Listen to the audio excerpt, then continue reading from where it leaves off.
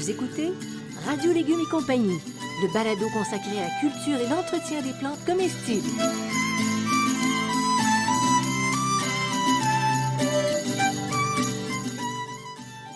Laitue, Basilic, plantation, poivron, bleuets, pollinisation, haricots, arrosage, fraises, insectes ravageurs et maladies, concombres. fertilisation. Radio Légumes et compagnie, le balado qui vous dit tout pour cultiver et entretenir simplement les plantes comestibles de façon naturelle.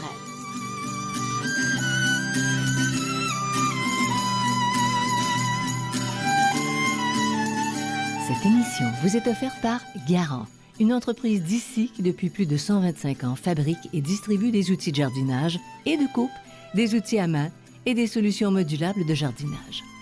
La qualité des produits Garant est une référence aussi bien pour les particuliers que pour les professionnels. Garant vous propose des outils pratiques à haute performance qui rendront votre jardinage plus facile et encore plus agréable. En vente dans tous les bons centres horticoles et quincailleries.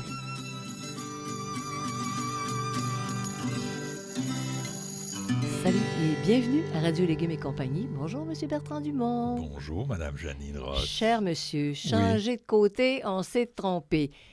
On parle aujourd'hui des kiwis. Et j'ai Oui, toujours je pensé suis que les pas là. kiwis allaient pousser dans les régions très chaudes, mais aujourd'hui, tu fais mentir, là. Ben, je te parle du kiwi arctique et de Sibérie. Ben, c'est ça. Ben oui, Changeons de bord. changeons de Normalement, bord. mais normalement, ça pousse dans les régions très chaudes. Oui, le kiwi deliciosa, lui, le kiwi de commerce, là, effectivement, pousse dans les régions chaudes. Et pour la petite histoire, puisqu'on n'en parlera pas totalement aujourd'hui, mais le kiwi est originaire de Chine. Après ça, il a été importé en Nouvelle-Zélande. Il a été très cultivé en Nouvelle-Zélande et aujourd'hui, ce sont les Italiens qui sont les plus grands producteurs au monde de kiwi. Alors voilà, ça c'est pour le délicieux. Ça, c'est pour le delicious. Mais les autres sont comestibles également. C'est des plantes grimpantes, oui. Ils sont comestibles. La particularité, c'est qu'il n'y a pas de poils sur les fruits. Donc, on peut manger le fruit quasiment avec la peau. Le kiwi arctique, là, qu'on appelle Actinidia colomita, c'est la zone 4. Donc, c'est quand même assez rustique. Ça fait 10 mètres de haut par 3 à 4 mètres de large. Est-ce que ça pourrait remplacer une vigne? Si tu voulais faire Ben, un c'est couvre, différent, oui. Oui, tu pourrais. Oui, tu peux l'utiliser, mais il y a une petite particularité que tu vas comprendre un petit peu plus loin qu'il faut comprendre. Puis le kiwi de Sibérie, l'Actinidia arcuta, lui, est en zone 3. Donc, pas mal Ça partout au résiste Québec. bien, oui. Il est un peu plus petit, 5 mètres de haut par 2 mètres de large. Mhm. Et pas de poils. Il n'y a pas de poils. C'est ça. Alors, on cultive le kiwi. Tu sais, tu parles de Chine, alors on peut s'imaginer que ça fait longtemps. C'est ça. Donc, le groseillier de Chine, ou actinide de Chine, c'est vraiment... ils viennent du sud-est de la Chine et ils sont cultivés en Nouvelle-Zélande seulement depuis 1904. Donc, c'est assez récent. Et c'était strictement en Chine? Oui. Auparavant? Auparavant, c'est en Chine. Les Chinois sont des spécialistes. Là, ils ont fait beaucoup de choses et puis c'est une grosse connotation... comme toujours avec les Chinois, Ouais, symbolisme, ouais. Bon, et tout ça, parce que ça forme un œuf, là. Mhm. Donc, il y a un gros symbolisme, on ne rentrait pas là-dedans Mais aujourd'hui. ils se sont fait voler leur kiwi Oui. en Nouvelle-Zélande? OK, Oui, OK, d'accord. Mais ça, pour la petite histoire, c'est une professeure d'anglais qui est allée en Chine avec un groupe de jeunes filles. Elle a ramené ça en Nouvelle-Zélande. Elle a donné ça à son pépiniériste qui a commencé à en produire, qui a trouvé que ça marchait. Les gens ont commencé à en acheter parce que tu trouvais ça bon. Puis là, ils sont partis. Il fait des croisements, Ils ont puis fait tout des ça. croisements, puis tout ça, effectivement. Mmh. Et donc, le kiwi de Sibérie puis le kiwi arctique, eux, ils viennent de l'extrême est de la Russie, du Japon, de la Corée et de la Chine. Et la culture, c'est principalement développé en Russie. Donc, c'est souvent des noms russes on les a mis un peu en anglais, là, mais c'est souvent des noms russes qu'on a pour ça. Mais ce qui est étonnant, c'est qu'il n'est pas de poils. Ils n'ont pas de chapeau Oui. de fourrure. Non, pas de chapeau de fourrure. Venant Mais de la attends, Russie. tu vas comprendre pourquoi dans quelques minutes. Là. Et donc, c'est cultivé dans les jardins au Canada parce que, bon, on partage un peu cette histoire-là avec la Russie. Là. On est considéré comme un pays Considéré nordique, comme un le nordique. Canada. Et Mm. bon, la Sibérie, c'est un pays nordique, donc nous autres aussi, on est dans un pays nordique. Oui. Alors, est-ce qu'il y a différentes variétés de kiwis rustiques? Parce qu'on les appelle aussi kiwis rustiques. Kiwi ceux-là. rustique, c'est ça. Pour faire la différence avec les kiwis. Parce que les autres kiwis, il faut les faire en serre. Là. Ça marche pas du tout que c'est pas en serre. Donc, le kiwi arctique, le fruit est vert pâle ou vert coloré de rouge. Il y a deux variétés. Mais le fruit est tout petit. Le fruit fait à peu près, je vous dirais, un pouce et demi maximum. C'est un tout petit fruit par rapport au gros fruit du kiwi ordinaire. C'est un tout petit fruit. Ok, vous en faites une bouchée. Là. C'est pas. Est-ce que ça a le même goût? Ah, on va en reparler tantôt. Ben, oui. Bon. Je te réponds oui. Et le kiwi de Sibérie, il est vert jaunâtre à maturité. Donc, il est d'une couleur différente. Là. OK? OK. Et comment ça fonctionne, la pollinisation? Parce que est-ce qu'on pourrait dire que c'est des petits fruits? C'est vivace. On pourrait considérer ça comme des petits fruits. Oui, on peut considérer ça comme des petits fruits. Ben, est-ce que le raisin est un petit fruit? Là, c'est un fruitier liane. Là, OK? Ouais. La particularité, c'est que ça prend des plants mâles puis des plants femelles. Et donc, bien sûr, les seuls qui ont des fruits, c'est des plants femelles. Comment tu distingues? Ils le disent pas, c'est pas marqué quand c'est marqué sur l'étiquette. C'est marqué sur l'étiquette. Donc, oui. il faut s'assurer qu'on a la bonne étiquette. Et ça prend un mâle pour 6 femelles. D'accord. OK? C'est pour ça que quand tu parlais tout à l'heure de mettre sur une tonnelle, si tu veux avoir des fruits, il faut que tu aies au minimum un mâle et une femelle. D'accord. Si tu as juste le mâle, tu n'as pas de fruits. Si tu as juste la femelle, tu ne risques pas d'avoir beaucoup de fruits. Donc, ça prend au minimum les deux. Puis après ça, si tu as un mâle dans ton jardin puis tu veux en avoir 3 ou 4, tu n'as pas besoin d'avoir plusieurs mâles. Tu peux aller jusqu'à 10 plantes. Bon, alors je reviens à ma question initiale. Est-ce qu'on pourrait couvrir un mur de kiwi? Oui, à condition d'avoir les deux. Au minimum un mâle, une femelle. Oui. OK? Et ils peuvent être au maximum à 20 mètres l'un de l'autre, 60 pieds à peu près. OK, donc, il faut quand même sur un mur, il faut que tu en aies un. Oui, c'est ça. Ben, vous pourriez mettre le mâle au milieu, puis des femelles de chaque bord, ou le mâle d'un bord, puis les femelles de l'autre bord. Faites comme vous voulez. Alors, tu aurais des fruits, tu les laisses monter jusqu'au point où tu es capable d'écueillir? Oui. Bon, parce que quand tu te parlais tantôt de 10 mètres... C'est des lianes qui ont tendance à retomber. Donc, à un moment donné, s'il n'y a pas de support, elles vont redescendre, puis c'est correct. Tu pourrais faire une tonnelle avec ça? Tu peux les palisser. Combien ça prend de temps avant d'obtenir une bonne première récolte? Alors, le kiwi arctique, ça prend de 2 à 3 ans, mais ça a une longévité de 50 ans. Donc, c'est un bon investissement. Un bon investissement. Puis le kiwi de Sibérie, il est plus long, il met 5 à 6 ans. Et la longévité est aussi de 50 ans. Bon, lequel est le meilleur des deux? Est-ce que tu sais? Je ne sais pas, j'ai jamais mangé les deux. Ah non? Non. OK. J'ai jamais mangé les deux. Parce que on en avait ici. On en avait ici. Mais c'était un plant mâle. Qu'est-ce que c'est? Il y avait un plant mâle de plant femelle, puis ils n'ont pas produit beaucoup, puis les fruits n'ont pas été... C'était pas mauvais, là, mais c'était... C'est-à-dire que j'ai déjà mangé du Sibérie, mais j'ai jamais mangé de l'Arctique, fait que je peux pas dire la différence. OK. Mais quand le plant mâle ne porte pas de fruits. Il va faire des jamais. fleurs, c'est tout, c'est ça. Tu as déjà vu des mâles porter des fruits, toi? Non, mais c'est parce qu'on avait fait l'expérience, puis je pense qu'on avait deux mâles. Non, on avait 2 femelles, puis un mâle dans la cour en arrière. Ça n'a pas fonctionné. Si, ça a fonctionné. On a eu des fruits, mais ils ne sont pas restés gros, puis on s'est fait voler par les oiseaux. Donc, celui qu'on a en arrière, c'est un mâle. C'est un mâle. Et puis, je veux dire qu'il est vigoureux. Aïe. C'est comme ça la vie. Bon, alors pour le goût, on élimine. Bon. Le goût est sucré, fondant, juteux et légèrement acidulé. OK? Un peu comme le kiwi. Oui, mais c'est un peu plus acidulé que le kiwi. Hein. Ah oui, d'accord. Oui. C'est un peu plus acidulé que le kiwi. Et c'est nutritif. On aurait intérêt en pays nordique à en cultiver. Très riche en vitamine C et en vitamine K. C'est une très bonne source de vitamine E, potassium, magnésium, manganèse, cuivre, fibres alimentaires, et ça a aussi un pouvoir antioxydant.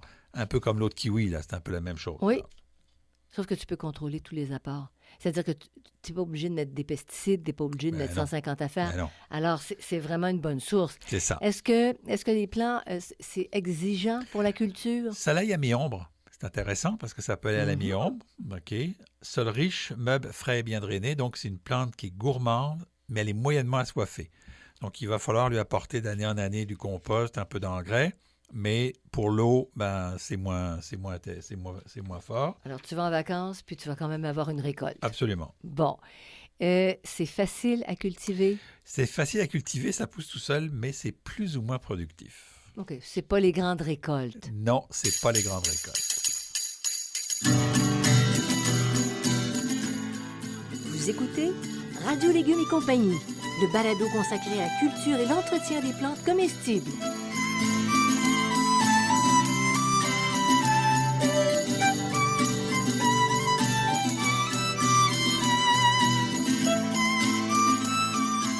Il est temps de récolter vos fines herbes et vos légumes. Afin de rendre cette opération agréable et efficace, Garant Botanica propose sa gamme de sécateurs. Leur poignée antidérapante et ergonomique vous procure une expérience de tout confort.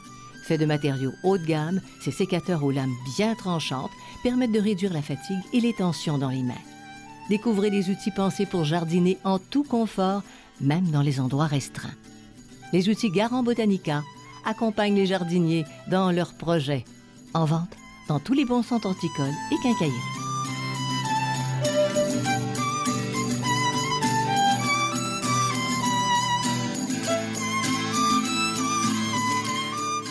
Vous écoutez Radio Légumes et compagnie, le balado consacré à la culture et l'entretien des plantes comestibles.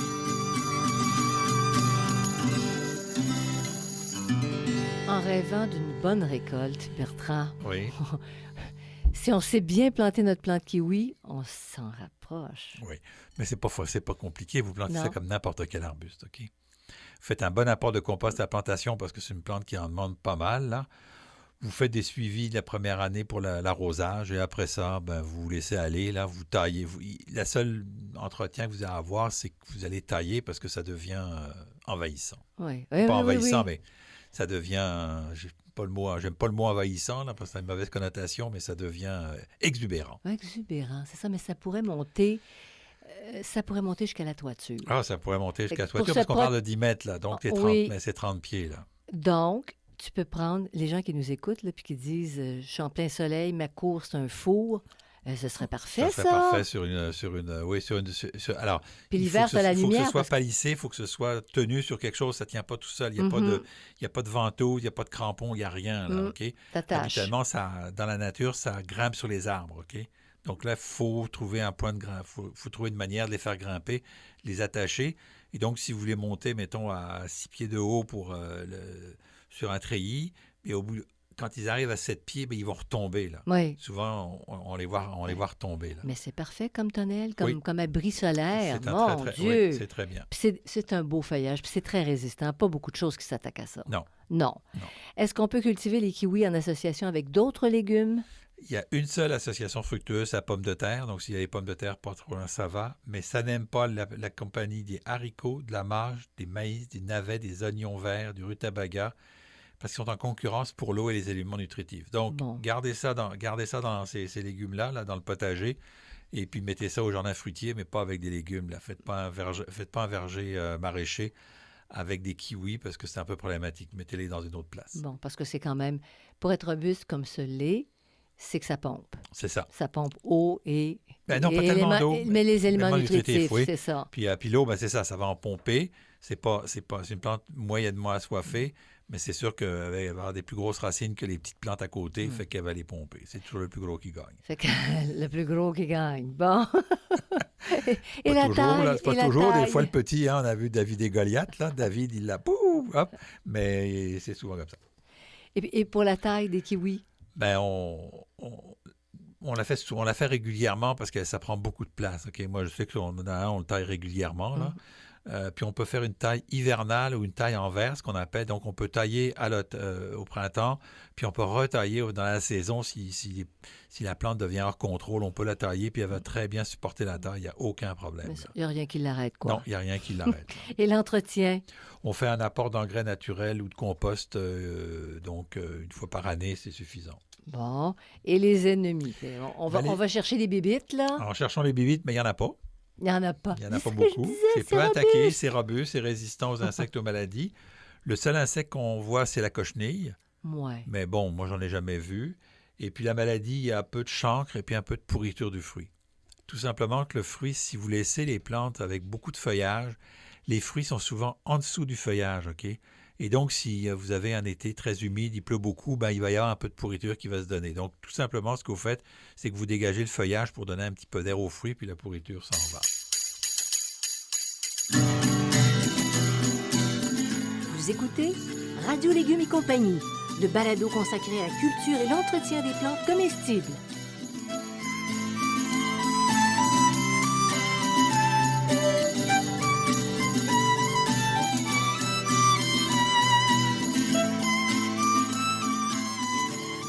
Vous vous passionnez pour la culture des fruits?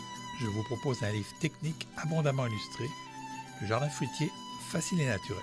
Vous y trouverez une foule d'informations sur l'organisation du jardin fruitier, les choix, l'entretien et les récoltes de 10 fruits charnus, 11 petits fruits et 3 fruitiers grimpants. Si leur histoire vous intéresse, Étonnante histoire de fruits vous séduira par son originalité. Tous mes livres, produits 100% localement, sont en vente dans les librairies du Québec.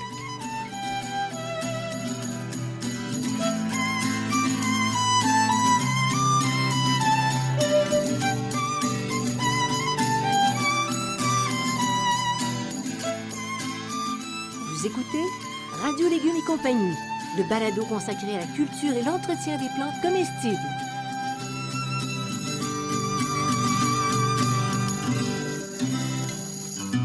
Bertrand, pour récolter les kiwis, maintenant, tu disais tantôt que c'était plus ou moins productif, que la récolte, ça ne doit pas être problématique, Non, outre la hauteur que ça peut atteindre. Non, mais il faut les cueillir avant maturité. Ok? Il ne faut pas qu'ils attendent qu'ils soient trop mûrs, parce que s'ils tombent au sol, ils sont impropres à la consommation.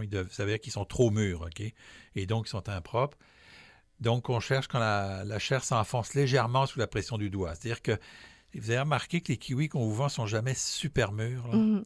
C'est un peu pour ça. Donc ils sont un petit peu plus fermes. Et donc vous les mangez quand ils commencent à être légèrement mous. Mais si vous laissez mûrir un kiwi, quand il est très mou, vous ne trouvez pas ça bon en général. Hein. Ça goûte drôle, là. Fait que c'est pour ça qu'il faut les cueillir avant maturité. Et pour les conserver maintenant, on pourrait s'y prendre de quelle façon? Alors, ils sont, je ne trouve plus mon mot, donc à maturité à température ambiante, ils vont continuer à maturité climatérique. Oui, voilà, je ne trouvais pas le mot. Donc, ils sont climatériques, ils vont continuer à poursuivre leur maturité à température ambiante. Donc, vous les cueillez légèrement mûrs, mais s'ils ne sont pas tout à fait mûrs, vous pouvez mettre sur le comptoir, ils vont facilement continuer à mûrir.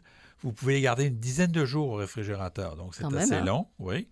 Et ils se congèlent seulement après avoir enlevé la peau. Mm-hmm. OK, donc, on ne congèle pas la peau, mais en général, la peau, on la mange là. C'est tellement petit que c'est quasiment pas enlevable, la peau. Là. Donc, ça pourrait se congeler quel. Ils disent... Moi, je l'ai jamais fait, mais ils disent d'enlever la peau si nécessaire. Ça donne peut-être des petites particules. Ça, on ne l'a pas fait, mais... Ouais. Alors, de quelle façon on les mange habituellement? C'est kiwi rustique? C'est kiwi rustique, frais ou transformé. Hein? Donc, c'est en confiture, en purée, en coulis, en sauce. On peut aussi en faire les confire, sécher, transformer en jus, après avoir enlevé les graines, et utiliser en pâtisserie. Donc, à peu près toutes les utilisations du kiwi. Là, on sait que les kiwis, on fait des tartes au kiwi et tout ça. Oui, c'est sûr que pour faire des tartes au kiwi avec des petits kiwis de même, là, ça va vous en prendre... faut que tu aies une bonne récolte. Je vous rappelle que le fruit a à peu près 1 pouce de long. Là, donc, il faut avoir une bonne récolte. Là. Donc, on pourrait passer le tour de la pâtisserie. Oui, on peut essayer le tour de la pâtisserie, mais bon, ça dépend si vous avez un bon endroit avec des kiwis et que ça fonctionne bien. Vous êtes suffisamment patient pour que ça produise bien, ça peut être juste les couper en 2 ou en 4 ou en petits morceaux. Là, vous pouvez les faire. Vous n'allez pas faire une belle présentation coupée comme les gros kiwis. Non, là. c'est ça. Vous allez plutôt les étendre là, dans votre pâte à pâtisserie. Là. Alors, éloignons-nous de notre mur de kiwi. On peut toujours rêver. Kiwi rustique, hein, faites bien attention. Kiwi on parlait de kiwi rustique aujourd'hui parce qu'il faut qu'il soit rustique. Les autres, les plantez pas, même si vous en trouvez sur Internet. Ça ne fonctionnera pas. C'est ça. C'est 6 ou 7 ou 8 baies, je crois. Alors, pour avoir une vraie bonne idée, on va sur le site, on va sur la page radiolégumes.com. Oui. On écoute aussi les autres balados pour différents sujets qui nous intéressent. Et on remercie Garant qui nous supporte.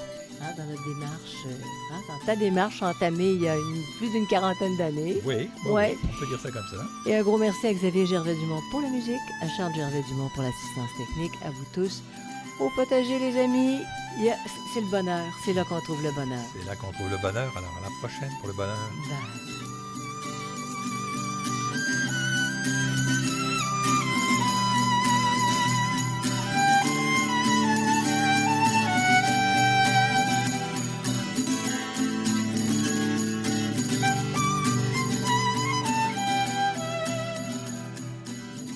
Vous écoutez Radio Légumes et compagnie, le balado consacré à la culture et l'entretien des plantes comestibles.